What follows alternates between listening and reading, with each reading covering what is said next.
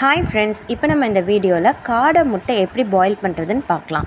So இதுக்கு வந்து ஒரு பேன் எடுத்துக்கோங்க. அதை கொஞ்சம் தண்ணி வச்சு அடுப்பை ஆன் பண்ணிக்கோங்க. யூஸ்வலாக நம்ம எக் பாயில் பண்ணுற மாதிரி எக்ஸை ஆட் பண்ணிக்கணும்.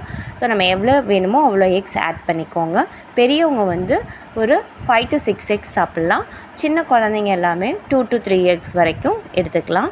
ஸோ இது சிம்மில் வச்சு நம்ம இதை பாயில் பண்ணணும். 5 to 10 மினிட்ஸ் வந்து இதை பாயில் பண்ணால் நம்ம எக் ரெடி ஆகிடும். நார்மலாக நம்ம சிக்கன் எக் எப்படி பாயில் பண்ணுவோமோ சேம் ப்ரொசீஜர் தான்.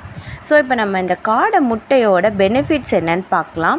இதில் வந்து ப்ரோட்டீன்ஸ் வந்து சிக்கன் எக்கை விட ஜாஸ்தி, அண்ட் நியூட்ரிஷன் வந்து வேல்யூஸும் ஜாஸ்தி இருக்குது.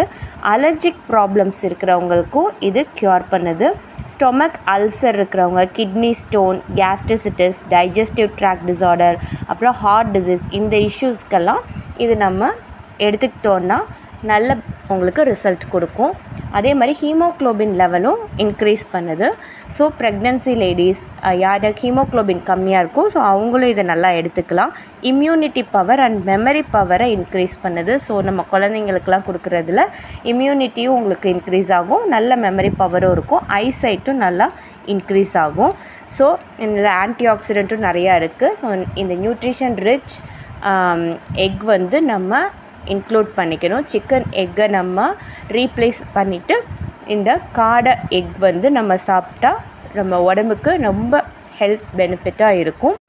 ஸோ இந்த வீடியோ உங்களுக்கு பிடிச்சிருக்குன்னு நினைக்கிறேன். இன்னும் நிறைய இன்ட்ரெஸ்டிங்கான காடை எக் ரெசிபீஸ் வந்து நான் நெக்ஸ்ட் வீடியோவில் போஸ்ட் பண்ணுறேன். ஸோ மறக்காமல் என் சேனலை சப்ஸ்கிரைப் பண்ணுங்கள். தேங்க்ஸ் ஃபார் வாட்சிங் ஃப்ரெண்ட்ஸ்.